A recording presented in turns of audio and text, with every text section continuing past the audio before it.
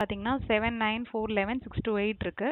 So இதை வந்து நம்ம வந்து சார்ட் பண்ணி கடைசியில் 2 4 6 7 8 9 11 இந்த மாதிரி நம்ம சார்ட் பண்ணி கொடுக்கணும். ஸோ அதுதான் வந்து நம்மளோட டார்கெட்.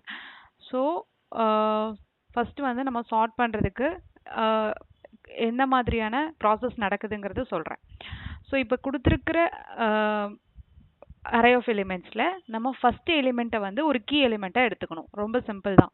ஸோ கீ எலிமெண்ட்டை நான் இப்போ 7 எடுத்துக்கிட்டேன் அப்படின்னா மிச்சம் இருக்கிற எலிமெண்ட்ஸ் 9 4 11 6 2 8 இருக்கு இல்லையா? ஸோ இந்த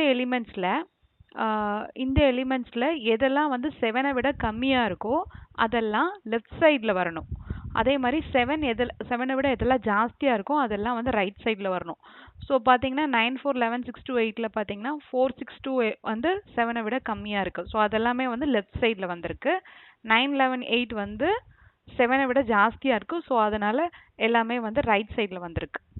ஸோ இந்த மாதிரி ப்ராசஸ் நடக்கும். திரும்பவும் வந்து 4 6 2 இருக்கா? ஸோ 4 6 2ல் நான் வந்து சூஸ் பண்ணுற எலிமெண்ட் வந்து ஃபஸ்ட் எலிமெண்ட் தான் வந்து பிவோட் எலிமெண்ட்.